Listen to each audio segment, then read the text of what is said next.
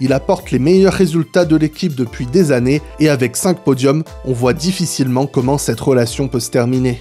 Avec un changement de nom pour une marque plus prestigieuse et un Sebastian Vettel sur le marché des transferts. Tout simplement.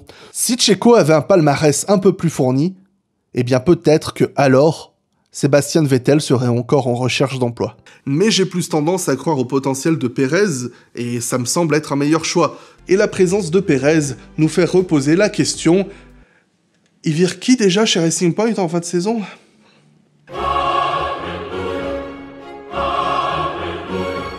Désolé, j'avais besoin d'être prétentieux, ça m'aide à booster mon ego et à oublier pendant quelques secondes la médiocrité de mon existence. Ok, je sais, c'est juste un résultat et qui est dans ce qui est certainement le meilleur week-end de Pérez de l'année.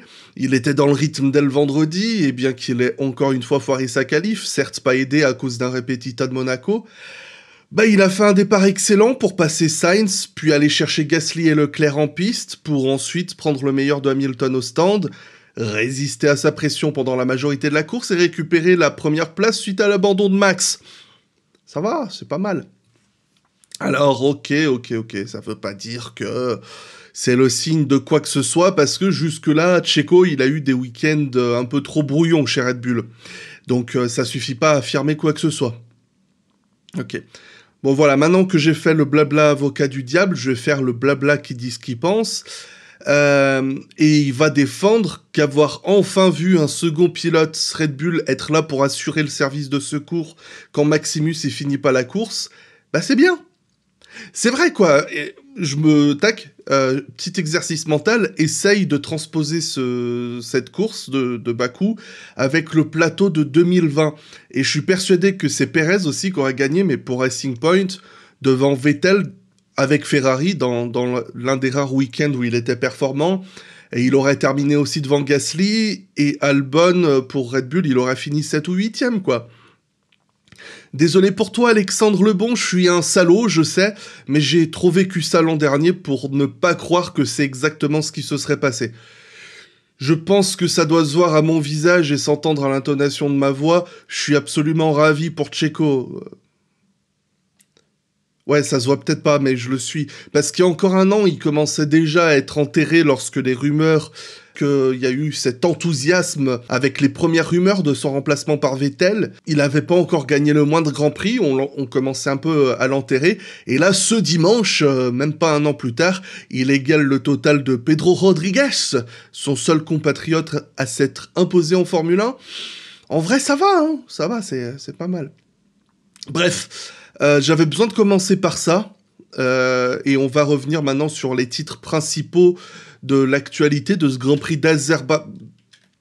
de Bakou 2021 remporté par Max Verstappen devant Lewis Hamilton. Et non, c'est bon, je la fais tout le temps cette blague, j'arrête. Ce dimanche en F1, les septuple champions du monde en titre n'en mettent pas une dans les points. Red Bull gagne avec la mauvaise voiture. Ferrari fait 2 pôles consécutives et accumule désormais un total de 2 pôles positions et 0 victoire depuis fin 2019.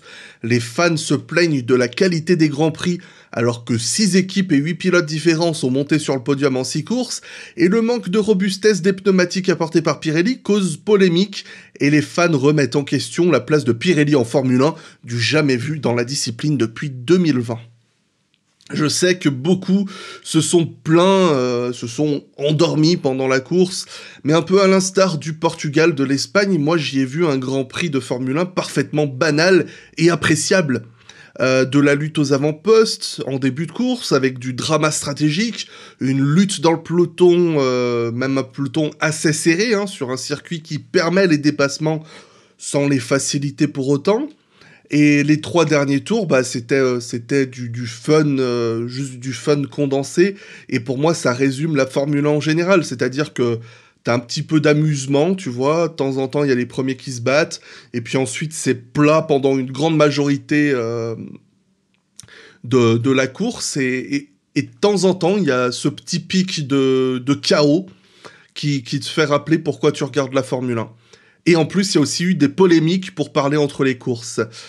Parce que, pour y aller dans ces polémiques, pour commencer avec la plus évidente, celle quant à Pirelli, il s'est démontré que ses pneus amenés ce week-end étaient un cran ou deux trop tendres pour le tracé de Bakou, qui exerçait beaucoup de pression sur les gommes à cause des vitesses en ligne droite un peu trop élevées, apparemment.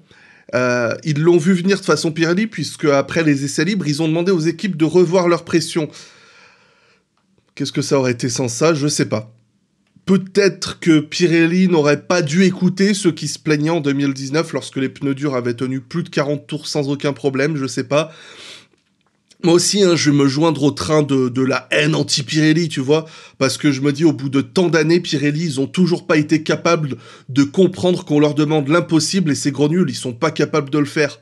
C'est pas compliqué, les gars, on vous demande de faire des pneus avec une structure différente tous les ans, et des pneus que vous devrez concevoir avec quelques rares séances d'essais qui sont réalisées avec des voitures obsolètes et avec des voitures modernes dans des tests limités à 3 jours, à quelques semaines du début de saison et sur un seul type de circuit. C'est pas compliqué, hein. À titre de comparaison, Michelin ou Bridgestone, ils avaient plus de liberté et des tests illimités et ils faisaient beaucoup mieux que Pirelli, hein. Remettre en cause le système? Vas-y, tu sors d'où, face de citron? Je te dis, c'est Pirelli le problème. Faut pas chercher de midi à sa porte. Après une course proche de la dominance de Verstappen, cette crevaison en fin de course couplée à l'erreur de Hamilton permettent à Valtteri Bottas de ne pas perdre trop de terrain dans la lutte mondiale et il pourra repartir satisfait de ce week-end difficile pour Mercedes. L'équipe était tellement perdue qu'ils ont tenté d'improviser des réglages entre les essais libres 3 et la qualif. Ça a marché qu'à moitié, mais bon, ça souligne déjà le talent exceptionnel de Mercedes, parce que moi, quand je planifie un truc, ça plante, alors quand j'improvise, je te dis pas, alors que eux, ils aient réussi à réussir à moitié un truc en ayant improvisé, j'applaudis, quoi. Donc c'est Lewis qui s'en est le mieux sorti, puisqu'il a réussi à s'immiscer dans la lutte aux avant-postes, et quand on voit à quel point il a chuté après des dizaines de tours en lutte contre les Red Bull, ça en dit long sur l'avantage qu'avait Red Bull ce week-end, et c'est regrettable de le conclure ainsi, hein, mais... pour expliquer ce freinage raté en fin de course, alors il aurait accidentellement appuyé ou oublié de réappuyer sur un bouton. Donc voilà ce qui a causé ce problème au freinage et qui l'a fait terminer 16e. Donc là, je vais devoir monter sur mon nuage de condescendance pour utiliser un peu de jargon professionnel. Désolé pour ceux qui sont un peu nouveaux. Pour expliquer du coup cette erreur dans le milieu, on dit que c'est la boulette. C'est la boulette là. Techniquement c'est ça. Et ces changements de réglage ont pas apporté grand chose à Bottas. Même il me semble qu'ils avaient 2 réglages différents sur les voitures. Donc Bottas, lui il a pas pu faire mieux que 10e en qualif, et c'est déjà en soi bien mieux qu'escompté après les essais libres. Comme on sait, la qualification fait partie de ses plus grandes forces à Bobo, mais hélas pour lui, être enfermé dans le peloton fait ressortir ses plus grandes faiblesses, à savoir attaquer et défendre. Ces attraits rarement utiles pour les pilotes de haut de grille se sont retournés contre lui ce dimanche, et cette petite lacune couplée à une Mercedes mal réglée fait qu'il chute en 12e place. C'est une première pour Mercedes depuis très longtemps d'avoir les 2 voitures hors des points. Même si, bon, pour Hamilton, il y a une raison. Alors, tu sais que d'habitude, j'aime pas me prendre au sérieux ici, principalement parce que j'ai jamais réussi à prendre les clowns au sérieux. Mais j'ai pas envie, là, de rire de la boulette de Lewis ou de la course humiliante de Bobo, parce que tout le monde l'a déjà fait en soi et je pense pas avoir quelque chose à ajouter. Après, c'est très drôle, hein, moi j'aime bien rire, ça me fait rigoler. Mais... je vais essayer quand même de continuer à jouer le vocable du diable, essayer de regarder les faits. Les faits, c'est qu'on est habitué de voir Mercedes au sommet du peloton, et que de les voir galérer comme ça fait un peu dissonance cognitive dans nos esprits. Donc oui, Hamilton et Bottas sont des pilotes comme les autres. Bon, à l'exception qu'il y en a un des deux qui est intrépide, courageux, intelligent, charismatique et rapide comme la foudre, et que l'autre est un des meilleurs pilotes de l'histoire de la F1. Mais quand on sait que Mercedes célébrait une entrée en Q3, j'ai envie de dire que la performance de Bottas se résume à une simple, triste conséquence de la situation, et pas juste une mauvaise perf de sa part, comme à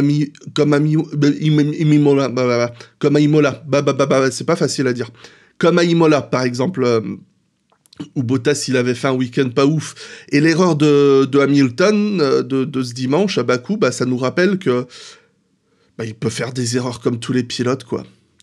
Non, un point que je voulais aborder, c'était autour de la FIA. Parce que cet incident de Verstappen me permet d'en remettre une couche sur un personnage qui m'agace de plus en plus en Formule 1. Maz, enfin je l'appelle Maz, désolé mais j'en peux plus de ce Maz. Enfin Masi, pas Michael Masi, là, le directeur de course. C'est pas... Non, mince, faut pas confondre avec l'autre Maz. Le temps qu'il a fallu pour que la safety car arrive après cet incident de Verstappen en fin de course est inexcusable pour moi. On a des pilotes qui arrivent à plus de 320 km/h. Alors, oui, ok, ils ralentissent et tout. Mais bon, on a il y a des commissaires qui ramassent, qui sont à côté de la scène de crime. On a une voiture avec un humain à l'intérieur qui est immobile. Et qu'est-ce qu'on fait? On balance des doubles drapeaux jaunes. Bon, je pense déjà il va falloir qu'ils revoient leur code de communication à la FIA, parce que moi je pense que Masi, il a réellement... les choses qu'il a réellement demandé à ce moment-là, c'était un double jaune avec des glaçons et du citron et une voiture de sécurité, et les autres ils ont compris qu'ils voulaient un double drapeau jaune et que la voiture de sécurité c'était son Uber, son taxi pour rentrer parce qu'il avait un peu trop... Non, et je te parle pas de l'accident de Stroll. Pour moi c'est encore pire, il était arrêté à la sortie d'un virage rapide. Le pilote, il supplie même pour les drapeaux rouges. Après, bon, c'est pas à lui de prendre la décision, mais je comprends même pas pourquoi il n'y a pas eu de drapeau rouge. Ok, les autres pilotes, ils sont informés qu'il y a une voiture à l'arrêt à la sortie du virage, à l'entrée de la ligne droite. Il y a des drapeaux jaunes, tout ça, ils ralentissent, mais ça coûte quoi de foutre un drapeau rouge, quoi? Brésil 2003, ça te rappelle un truc? Brésil 2003, c'est quand il y a un drapeau jaune en fin de course à cause d'un crash et qu'Alonso il se prend des débris et ça fait un suraccident. Là, on est en ville, les commissaires de Bakou ils mettent à peu près 3 jours 52 minutes pour évacuer une carcasse en plein milieu de la carrée et ils appellent un double drapeau jaune. Le premier truc que j'ai appris en auto-école à 16 ans, c'est que quand t'as un accident, tu dois d'abord mettre ton petit gilet jaune, placer ton petit triangle en plastoc devant la voiture pour éviter le carambolage, histoire de signaler qu'il y a un accident, avant de te demander s'il y a la barre en métal qui transperce la tête de ton petit frère, ça peut lui faire mal. Et ces espèces de jambon beurre qui dirigent la plus prestigieuse discipline qui appartient à la FIA, ils mettent des doubles drapeaux jaunes. Et après, quand t'as McLaren qui vient gueuler à la radio pour se plaindre de Tsunoda qui a roulé trop vite sous les doubles drapeaux jaunes, il y a Masi, parce qu'ils ont passé la radio, tu vois, on l'entend, il y a Masi qui leur répond tranquillement « Ouais, il y a tout le monde qui a roulé trop vite, alors sinon je devrais tous vous pénaliser, c'est pas le moment de râler, hein, on en parle au prochain briefing. » Il dit un truc comme ça, le mec. Tu devrais pénaliser tout le monde parce qu'ils ont roulé trop vite sous double drapeau jaune, Masi? Tu devrais les pénaliser? Et pourquoi tu les pénalises pas, espèce de choucroute? La FIA se veut soi-disant irréprochable en termes de sécurité, mais quand il faut faire un sévère rappel à l'ordre, le mec il fait un post-it pour pas oublier d'en parler à la prochaine réunion dans 15 jours. Ce degré d'absurdité m'a frappé, quoi. Le mec il le dit. Il dit « Je devrais vous pénaliser, pourquoi tu pénalises pas alors ?» Et je veux parler de Sainz aussi, qui sort de la piste et qui recule comme une majorette alors qu'il y a Giovinazzi qui passe juste derrière. Vettel, il y a 2 ans au Canada, il se prend 5 secondes pour un retour en piste prétendument dangereux. Et là, il y a un mec qui fait une marche arrière quand il y a une autre voiture qui arrive droit sur lui. Et c'est pas un retour dangereux, espèce de pelle à tarte. Ça laisse des pilotes en piste sous la pluie quand il y a un tracteur à côté. Ça dit rien quand on a un pilote qui roule sans ceinture de sécurité. Par contre, quand il y a Latifi qui a mal compris un message à la radio, là, on n'oublie pas de lui mettre un stop and go. Bien sûr que c'est des lourdes responsabilités et tout ce que tu veux, mais mec, t'es un professionnel, quoi.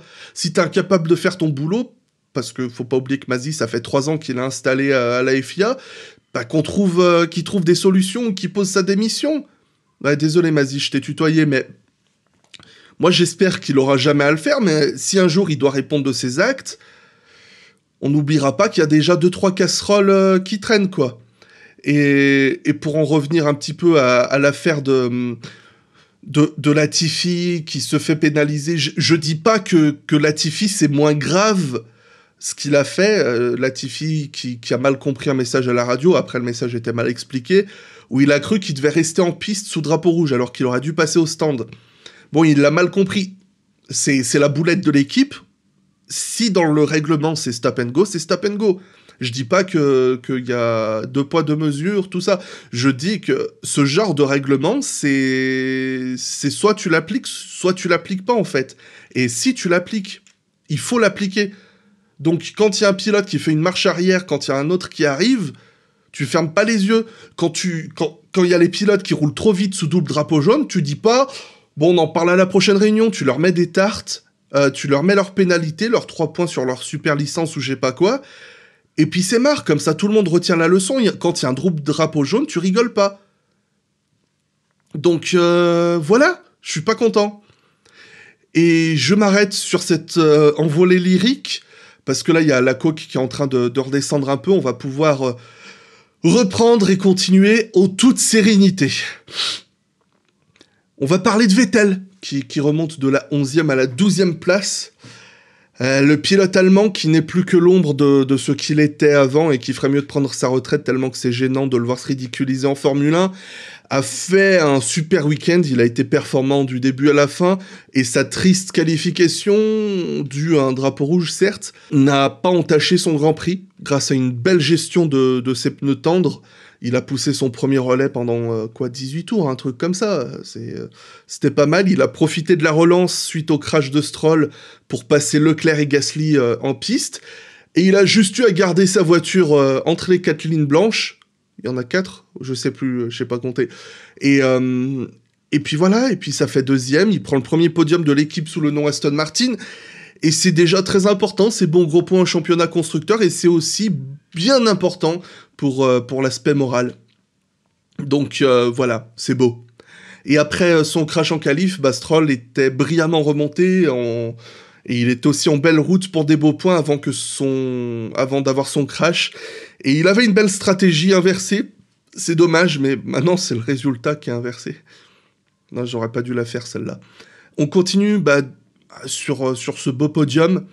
Pérez, Vettel et Gasly, dans lequel on peut trouver autant de brillance que dans le week-end de Vettel, je pense, avec des AlphaTauri qui étaient au top dès le vendredi, et Gasly qui prend son 3e podium en Formule 1, et s'il a perdu la position en piste face à Vettel, je crois qu'il avait des problèmes des micro-coupures du moteur en ligne droite, ce qui ne l'a pas trop aidé.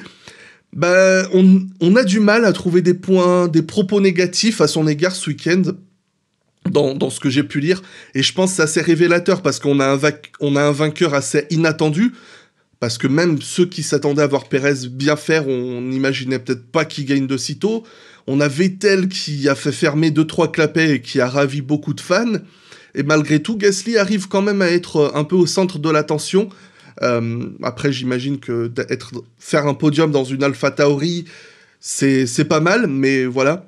Donc j'imagine que c'est une attention bien méritée, parce que enfin aussi AlphaTauri arrive à maximiser ses chances en marquant plus de points que ses rivaux grâce à ce podium, couplé à la 7e place de Yuki Tsunoda, qui fait encore beaucoup d'erreurs, comme son crash en Q3, mais il a ramené la voiture au drapeau à damier, et ces 6 points permettent à AlphaTauri de prendre la 5e place au championnat.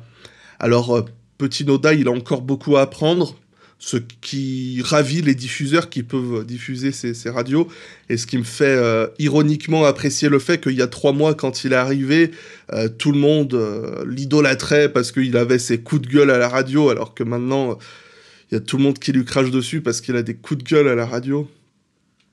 Ah là là. Mais je pense que maintenant Tsunoda, c'est juste une histoire de trouver le bon équilibre, parce que faut comprendre en Formule 1 que si ça vient pas tout de suite, faut attendre un petit peu, laisser les choses venir, parce que je pense que Gasly met la barre assez haute en interne, et que peut-être il s'est trop fixé comme objectif de vouloir le surclasser tout de suite plutôt que d'apprendre progressivement. Ensuite, j'ai du mal à comprendre le week-end de Ferrari, mais ce qui est clair, c'est que le rythme de course n'était pas optimal, loin de là. La pole position de Leclerc n'est au final qu'une maigre consolation, mais son travail combiné à celui de Sainz leur permet de prendre pour 2 points la 3e place du championnat. Et j'ai encore envie de mettre à crédit la performance de Ferrari en qualif sur les miracles dont Leclerc est capable en qualif, pour au final me dire que c'est un bon travail de sa part ce qu'il a fait samedi et dimanche. Et si c'était pas pour une toute vilaine erreur de Carlos Sainz dans son tour de sortie pendant la course, j'en aurais dit autant de lui. Après, pour le coup de la marche arrière, j'ai pas envie de taper sur Sainz parce que il peut pas savoir. Et il est obligé de faire sa marche arrière pour sortir. Dans ce cas-là, je sais pas quelle est la solution, mais le fait de voir une voiture faire une marche arrière quand il y en a une autre qui arrive dans une telle section, ça peut mal finir. Même si Giovinazzi, quand il arrive, il voit les drapeaux jaunes et qu'il a vite compris la situation, on voit la différence, juste la différence de vitesse qu'il y a entre les deux, entre le moment où on voit Sainz reculer et le moment où Giovinazzi arrive. Quand Giovinazzi entre dans le virage, Sainz est encore hors piste. Quand il arrive, il est dans le virage. Mais bon, je vais arrêter avec ça. Sainz, il y avait mieux à espérer que cette 8e place. Donc je vais parler de limitation de dégâts presque. Et je peux en parler aussi pour McLaren. C'était un week-end laborieux avec un Ricciardo toujours en grande difficulté qui a conclu sa qualif sur un crash et qui a sauvé 2 petits points. Bon, il aurait pu chipper mieux dans le dernier tour, mais il a été un peu touché par Giovinazzi, je crois, ce qui lui a fait perdre un peu de terrain, mais j'ai assez peu en ajouté, donc je vais zapper sur Norris, qui a eu un départ de course compliqué, qualifié 6e avec 3 places de pénalité à cause de ce manquement au drapeau rouge en qualif, et cette 9e place s'est transformée en 12e à la fin du premier tour, donc un mauvais départ, il était coincé dans le peloton toute la course. Donc au final, cette P5, ça sauve un peu son week-end et celui de McLaren.